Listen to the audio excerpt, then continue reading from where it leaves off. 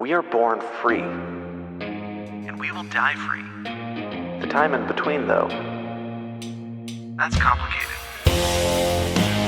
In that time, governments, institutions, and our egos will limit our ability to find true freedom in this life. These are real stories of real people overcoming the odds, persevering in justice, and unlocking their potential.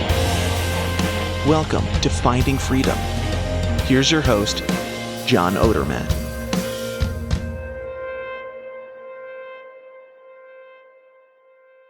Welcome to another episode of Finding Freedom right here on the Lions of Liberty podcast. And this week, today, I got a different type episode for you.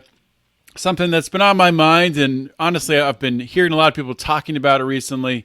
And really, I came across a really great resource, an awesome article on the topic, and I wanted to share it with you guys. So to tee it up right now, this is going to be a solo episode, and we're going to be talking about artificial sweeteners, most specifically about sucralose, and the misconceptions that sucralose is healthy, or that it's actually, in many circles, it's advertised as being good for you, and specifically a healthy alternative to sugar for diabetics.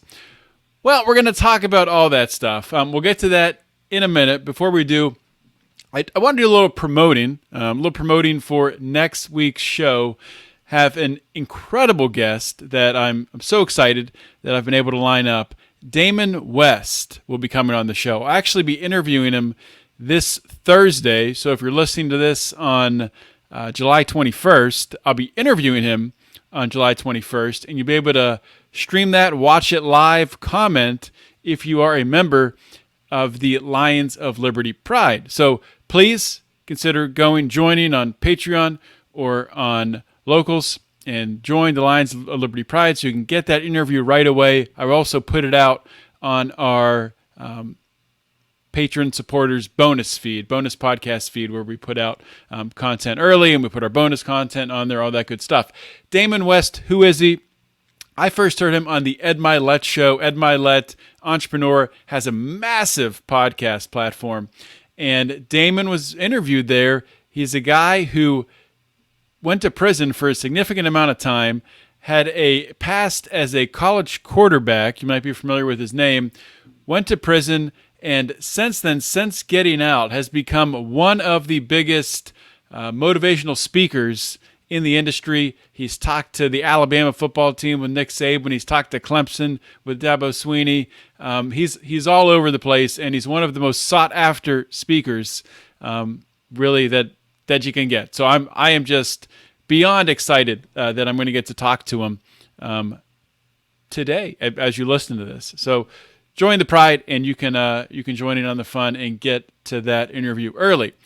All right, let's get into today's episode. So one of the reasons I wanted to talk about sucralose, speaking of the Lions of Liberty Pride, we have our Degenerate Gamblers group every year where we, with pretend money, we pick games and have some fun with our Pride members. And if you want to get in on that, we'll be starting it up soon with college football season and the NFL. So keep that in your mind. But also throughout the season, we also do fantasy football, and we'll be doing that again. Throughout the season and the off season, we have just a Facebook messaging group with a lot of people who take part in this DG League and take part in fantasy football. And we talk about everything and anything but sports. And for whatever reason, the latest topic has been talking about sucralose and about stevia, and about, is sucralose an artificial sweetener? Is stevia natural? Is it actually good for you? And I'm fascinated by this stuff. And over the past year or so, I've gotten really into really reading food labels, understanding food labels, understanding really the carcinogenic impact of a lot of the things that are put into our food, and the inflammatory impact of a lot of things like seed oils and artificial sweeteners. So when I came across this incredibly well-researched article with many, many studies really ripping sucralose apart, I could not pass up the opportunity to bring it to you guys, because a big part of finding freedom is not only finding freedom, maybe politically or financially or spiritually, it's finding freedom in our own health, with our own bodies, and controlling what goes in and out of our bodies. And in today's world, it's very difficult to know, really. When we look at these food labels, there's all this confusing shit that's put back there, and there's 20 ingredients, and some of them sound very similar. And one could be fine, but if it's just a little bit different of a tweak, it could be really damaging for you and cause an inflammatory response. So I wanted to take the opportunity to talk about this. This is from a site called US Right to Know. And what US Right to Know does is they're a nonprofit organization, and they investigate things like this, putting a focus on promoting transparency in public health. They work to expose corporate wrongdoers and government failures that threaten the integrity of our health, our environment, and our food systems. With that being said, let's get to talking about sucralose. And I'll say one more thing before we get started. A lot of healthy people consume a shit ton of sucralose. It is in all kinds of so-called healthy protein bars and protein powders and hydration drinks and zero calorie Gatorades, and it's everywhere, man. It's in all of this shit. And I guarantee you, as soon as you start looking for it, you're going to find it in so much stuff. You're going to find it in your kids' supposedly healthy alternatives.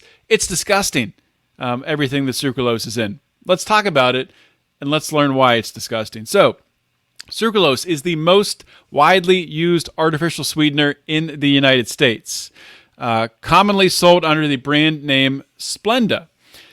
The chemical is used in over 6,000 food products. It's often found in diet sodas, including Diet Coke with Splenda, Diet Pepsi with Splenda, as well as Gatorade's Propel water. Sucralose is 600 times sweeter than sugar. This is another thing that's very important to understand about artificial sweeteners, about high fructose corn syrup. They put this stuff, they being these corporations with approval from the FDA, put this stuff in food and put it even early in baby formula. They put high fructose corn syrup and probably sucralose. And it's hyper sweet, hyper palatable, and it gets you hooked on it early. You get hooked on that sweetness. It's a lot sweeter than sugar.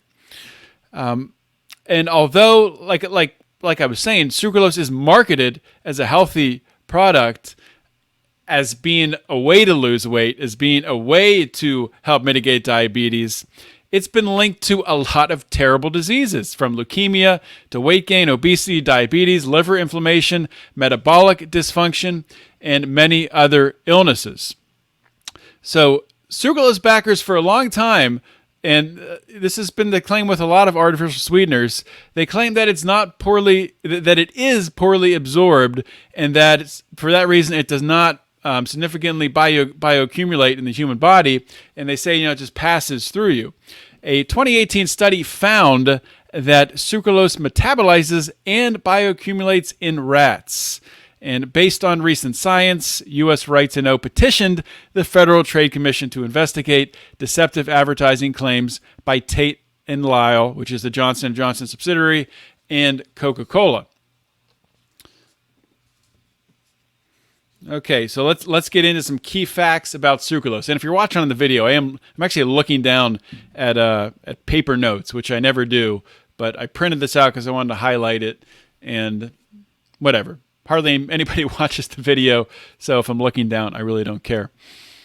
So after more than a decade of regulatory consideration, the Food and Drug Administration approved sucralose for use in 1998 in 15 food categories. A year later, the agency approved it as a general-purpose sweetener. It was the fastest shift in FDA's history from a specified usage to a general purpose approval of an artificial sweetener. Remember, this is the same FDA that is approving these Couve shots that have been quite the controversy, and people forget about all of the other stuff, all of the food products that we're consuming that the FDA has also approved over time. And there's a little bit suspect when you start digging into the studies they've done to warrant the approval. So, of the over 100 studies the FDA reviewed at the time, none involved humans. Only 3 lasted more than a year. Many of these studies were not even published for public scrutiny. Subsequent studies, including longitudinal ones involving human populations, have raised concerns about health risks of sucralose. But the FDA has not reevaluated its authorization with the current science. The FDA never backtracks. They almost never backtrack and go against something that they've approved. The FDA's 1998 authorization claims that sucralose is relatively poorly absorbed into the body. Like we're talking about, and we'll talk about in later studies, recent science disputes this. In 2008, oral history review interview conducted by the FDA with Alan Rulis, a former FDA director of the Office of Food Additive Safety. Rulis stated that we discovered way too late in the process, I think, that there was an unresolved issue that had to do with test animals in some studies showing a more than expected body weight gain while on sucralose dosing. There's your first one. Food Chemical News also reported that in 1995, McNeil Nutritionals, which is a Johnson & Johnson subsidiary and a marketer of sucralose as branded Splenda, you've probably heard the name Splenda, had planned to submit its product approval application. But in the process of completing the 6-month clinical study in diabetic patients that raised concerns about the effects of sucralose on blood sugar, which is what it was supposed to be helping, the effects of blood sugar in those individuals. And McNeil asked the agency to withhold its final decision until additional work could be done. So what is sucralose? Sucralose is synthesized by chlorinating the sugar sucrose. By substituting 3 hydroxyl groups with chlorine atoms, its chemical structure can be seen below. So you can see, if we have any chemists out there, you see that? Probably can't see it. Oh, I disappear when I hold that up. Doesn't work. Anyway, I'll post this on the show notes page, obviously. Sucralose was invented in 1975 by accident when a laboratory leader at Queen Elizabeth College, you gotta excuse my talking today. I've literally been talking the entire day. I had to give some trainings for work, and the words are not coming out right, as they say. Let's try that again. Sucralose was invented by accident in 1975 when a laboratory leader at Queen Elizabeth College told an assistant to test the chemical, which he understood at the time as taste. After discovering the sweet taste of the compound originally under consideration as an insecticide, the team continued its scientific work. The research team filed a patent in 1976 and received it in 1984. Sucralose is a marketing name Tate and Lyle invented with no science-based backing. The compound's proper chemical name is trichlorogalactosucrose. Because the word sucralose is similar to sucrose being a naturally occurring sugar, it falsely expresses an easy similarity with a actual natural sugar. In its first decade on the market, McNeil Nutritionals marketed Splenda as made from sugar. So they marketed it as made from sugar, not made in a lab. So they said, made from sugar, so it tastes like sugar. Several regulatory agencies deemed this to be deceptive advertising. Sucralose, like I've said, and like you should know, is commonly sold as Splenda. Other names include Cucrin, Zero Cal, Novella, Candies, Sucrana, Candrel Yellow, Sucra Plus. So let's talk about some of the impacts of consuming sucralose based on studies. Leukemia first. A 2016 study from researchers at Ramazzini Institute published in the International Journal of Occupational and Environmental Health examined sucralose consumption in mice. Researchers found a significant dose-related increased incidence of males bearing malignant tumors and a significant dose increase incidence of I don't know if I can say this word, hematopectic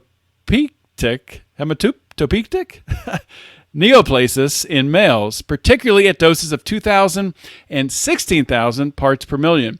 These findings do not support previous data that sucralose is biologically inert, that it just passes through you. And the authors concluded more studies are necessary to show the safety of sucralose, considering that millions of people are likely exposed. Follow-up studies are urgent. Okay, also let's talk about the impact on obesity, diabetes, weight gain, increased appetite, and metabolic dysfunction. There's a lot here, so I'm going to go through this pretty quickly. Like I said, this will be posted on the show notes page at lionsofliberty.com. So a 2014 study in Nature pointed to risks of consuming artificial sweeteners generally and sucralose specifically for diabetes patients, a core market for sucralose. The paper concluded that consumption of artificial sweeteners drives the development of glucose intolerance through induction and compositional and functional alterations in the intestinal microbiota. The increase in artificial sweetener consumption, the study notes, coincides with the dramatic increase in obesity and diabetes epidemics. Our findings suggest that artificial sweeteners may have directly contributed to enhancing the exact epidemic that they themselves were intended to fight. A 2013 review article published in Trends in Endocrinology and Metabolism concludes that sucralose and other artificial sweeteners may cause weight gain. The paper discusses accumulating evidence that consumers of sugar substitutes may be at an increased risk of excessive weight gain, metabolic syndrome, type 2 diabetes, and cardiovascular disease. The paper posits that consuming sweet-tasting but non-caloric or reduced caloric food and beverages interferes with learned responses that normally contribute to glucose and energy homeostasis. Because of this interference, frequent consumption of high-intensity sweeteners may have the counterintuitive effect of inducing metabolic derangements. What this means is you're consuming sucralose, right? You're consuming something that is 600 times sweeter than traditional sugar. So say if you were eating like a piece of fruit, you eat a piece of fruit, it has a little bit of sweetness to it, and the body is expecting to get calories with it, with that sweet taste coming in with the fruit, with the fiber and everything, all the nutrients that are in the fruit. When you're consuming an artificial sweetener like sucralose that has 0 calories, the body does not get the calories, and it's expecting them. It's pulling for them. It's sending signals to your brain that we just got all this sweetness, but we didn't get any calories. We need more calories. So it causes that hunger. It causes increased appetite. Continuing on, a 2013 study published in Diabetes Care found that the ingestion of sucralose alters the metabolic response to an oral glucose load in obese people who are not regular consumers of the substance. These findings support the notion that sucralose is not metabolically inert, but has a physiological impact. A 2016 study published in Cell Metabolism found that chronic consumption of sucralose triggers a conserved neuronal fasting response and increases the motivation to eat. After chronic exposure to sucralose, we saw that animals began eating a lot more, a co-author of the study explained in a press release. Through systematic investigation of this effect, we found that inside the brain's reward centers, sweet sensation is integrated with energy content. When sweetness versus energy is out of balance for a period of time, the brain recalibrates and increases total calories consumed. It's exactly what I was just talking about. A 2008 study in Journal of Toxicology and Environmental Health, Part A, by Duke University researchers, found that rats exposed to Splenda at below equal to and above FDA-sanctioned medium acceptable daily intake levels for 12 weeks showed numerous adverse effects, including reduced beneficial fecal microflora, increased fecal pH, and enhanced expression levels of proteins known to limit the bioavailability of orally administered drugs and nutrients. The rats also experienced weight gain even at consumption levels below the FDA's recommended acceptable daily intake advisory. Sucralose will make you fat. You'll gain weight. That's what they're saying. Insulin Impacts ties in with the obesity and weight gain. A 2020 study by Yale researchers in cell metabolism found that consuming 7 sucralose sweetened beverages with, but not without, a carbohydrate over 10 days decreases insulin sensitivity in healthy human participants. The findings imply that 1, carbohydrate metabolism is altered in the presence of sucralose, and 2, that this alteration leads to decreases in peripheral and central sensitivity to sugar and sweet taste. Of particular concern to the authors, they note the metabolic changes were observed following a very limited exposure. These findings, and they quote, raise the possibility that the combination effect may be a major contributor to the rise in incidence of type 2 diabetes and obesity.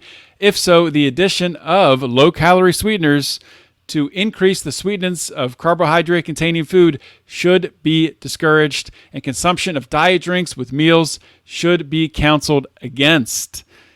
So, I mean, this is just blowing these artificial sweeteners out of the water. You should not be consuming these artificial sweeteners.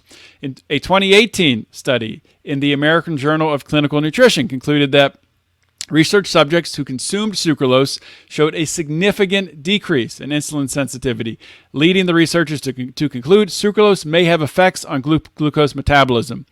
Lowered insulin sensitivity, sometimes called insulin resistance, can lead to higher blood sugar levels and development of type 2 diabetes. And I quote, our study provides confirmatory evidence that sucralose has a negative impact on insulin action, even in healthy individuals, the researchers concluded. We'll do one more study here. 2018 study in nutrition pointed to impacts of insulin secretion and, by extension, risk of type 2 diabetes among healthy sucralose-consuming subjects. Long-term consumption of sucralose can develop insulin resistance and decrease AIR, acute insulin response, which may represent the earliest signs of development of type 2 diabetes. Our study also demonstrated reduced AIR after a 4-week ingestion of sucralose.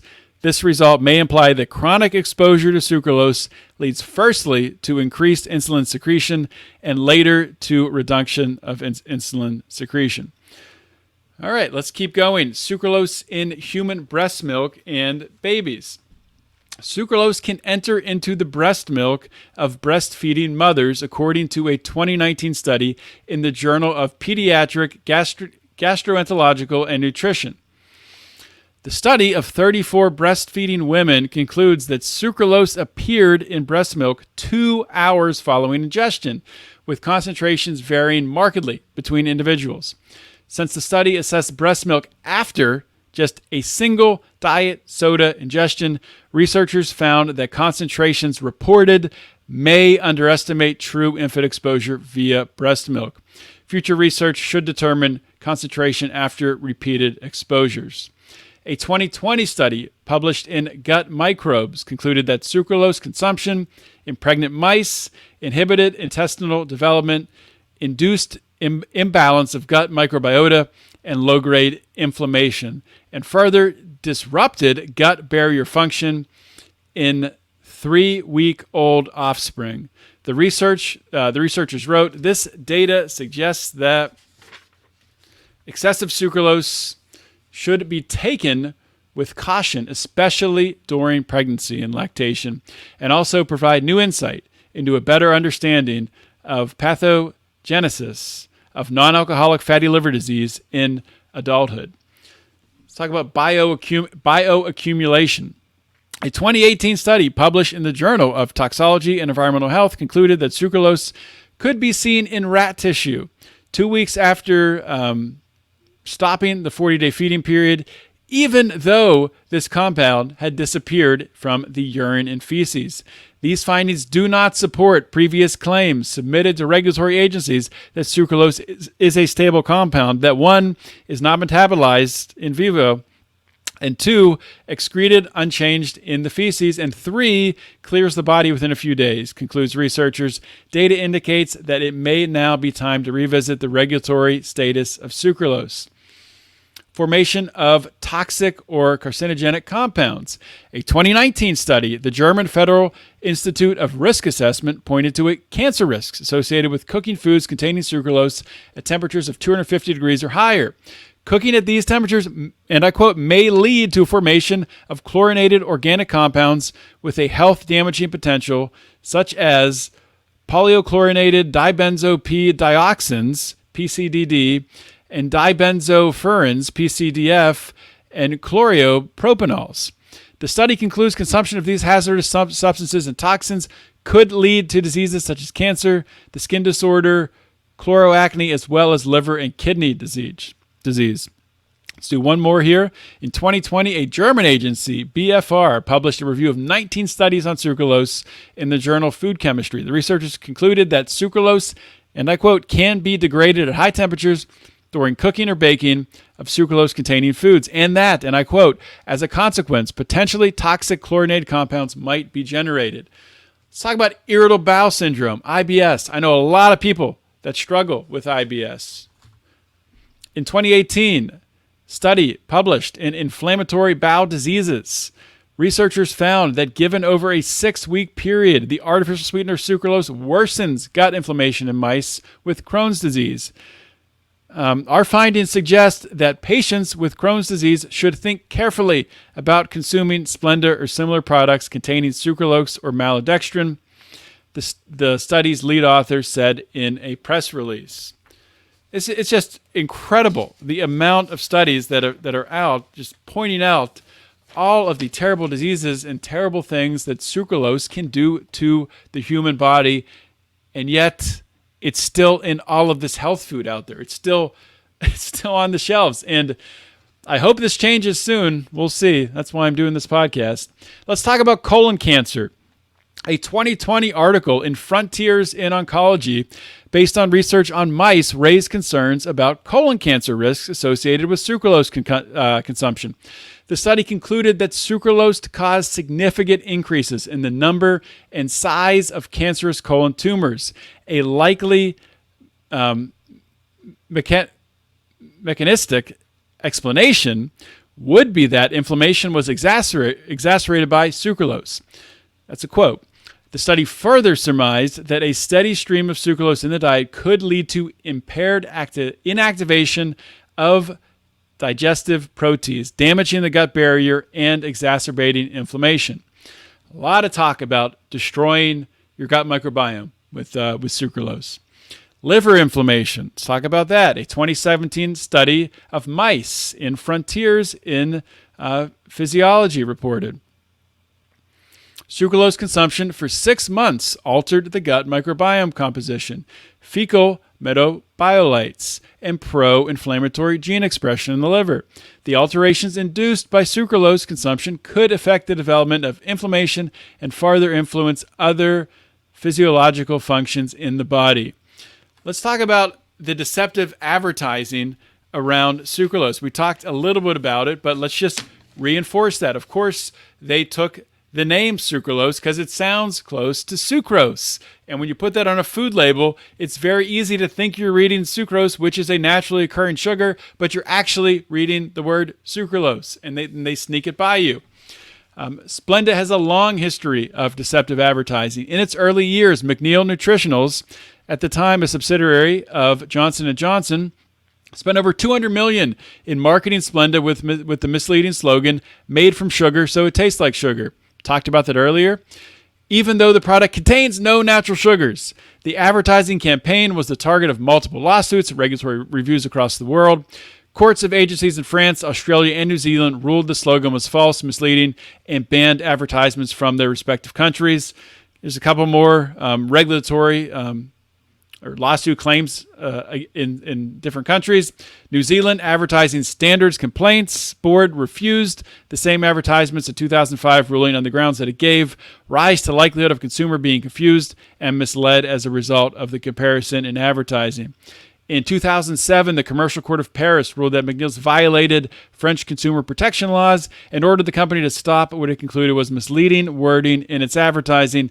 The court also ordered McNeil to pay 40,000 euros in damages, which manufacturers to Merciant, I guess, which manufactures artificial sweeteners made with aspartame. Aspartame is also terrible, so I don't know why they're giving them money, but I guess they're the ones that brought the lawsuit. But aspartame, avoid that. That's carcinogenic. That might be even worse than sucralose, at least as bad.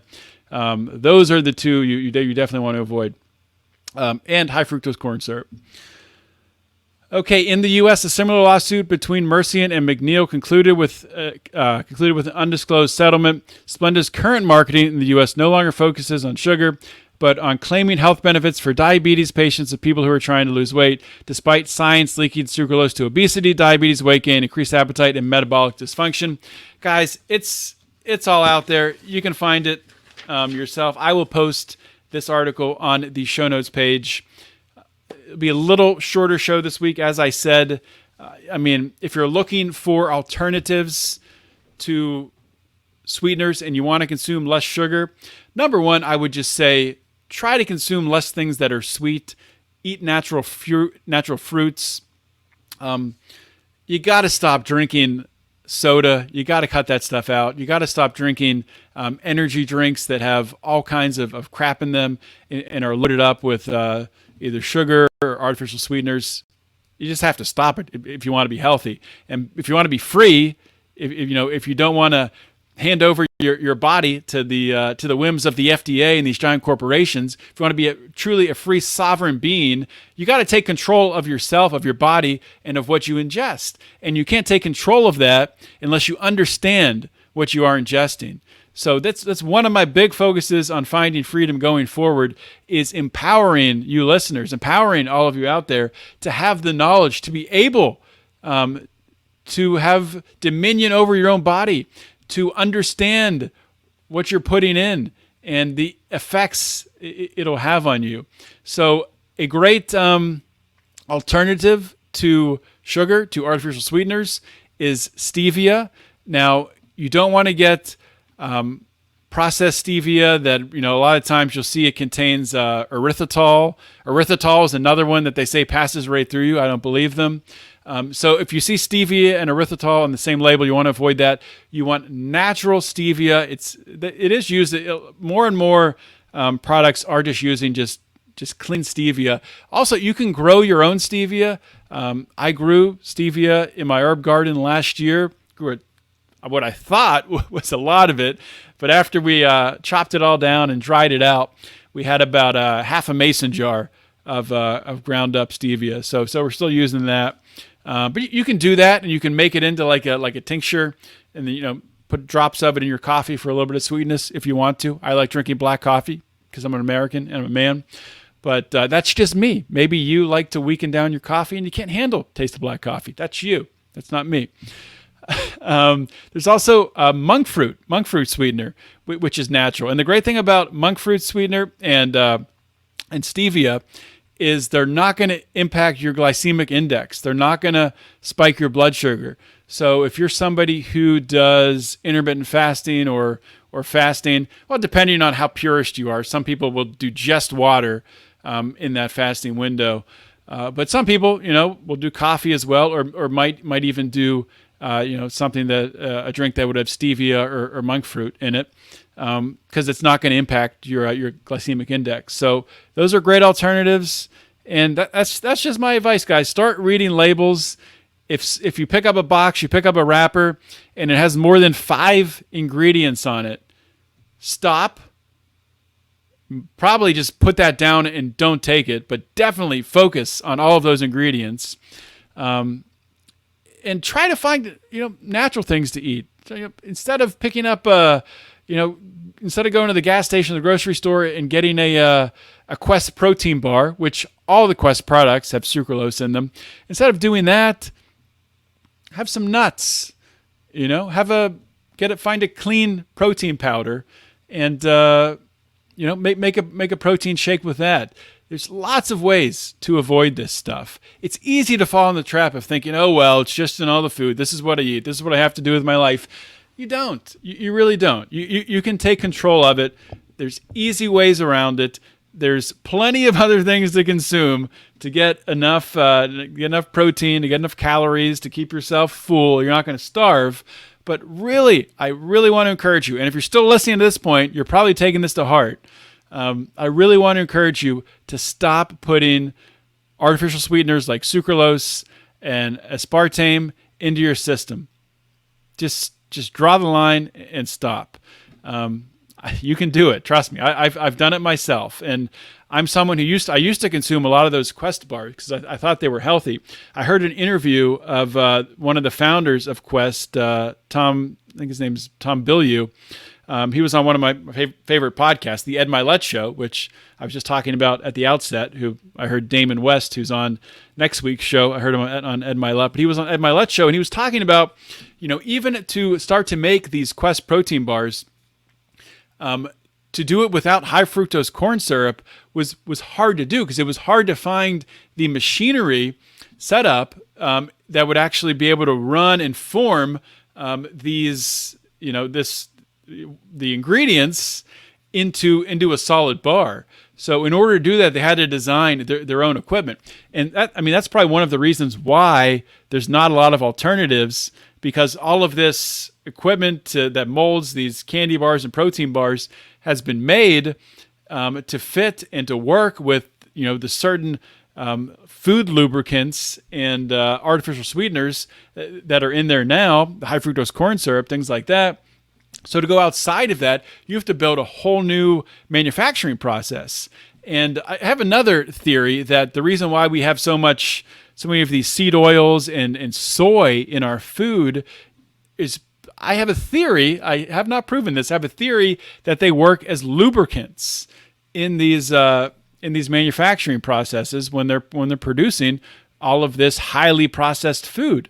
And really, probably helps it to pass through easier. You probably get less waste, helps things to bind together more. So that's other stuff to avoid, but that's a different show, talking about seed oils and soy and all of that junk. But tell me what you thought about today's episode. If you enjoyed this, talking about health, let me know. If you didn't enjoy it, keep it to yourself. If you really want to support this podcast, the best thing you can do is go to my Finding Freedom solo feed and leave me a 5-star rating and a nice review. I'll read it on the air if you do. And if you really like what you're listening to, you can do the same. You can go to the Lions of Liberty network feed and leave a review there. You can even leave the same review. Nobody will know. Apple will have no idea you did it. You will have fooled the system, leaving the same review for the same podcast on 2 separate podcast feeds. You will be a rebel. People will look up to you. People will say, how did this guy think to do this? You'll be viewed by your closest friends and family as a brilliant, brilliant person. Probably a very attractive person too, I would assume. So I would encourage you to go leave us reviews. And as always, join the pride, patreon.com/Lions of Liberty, or you can go to Locals, which is, and I always forget, so I have to check it, lionsofliberty.locals.com. And of course, you can check out our merchandise in our store, lionsofliberty.store. Always adding new stuff there. So thanks for listening today. If you like this show, let me know. Shoot me an email, john@lionsofliberty.com, or you can always find me on Facebook, John Odermatt, or Twitter, Instagram, I'm at John Odermatt. And that's all I got for today. Have a great weekend. Always remember to keep your head up and the fires of liberty burning.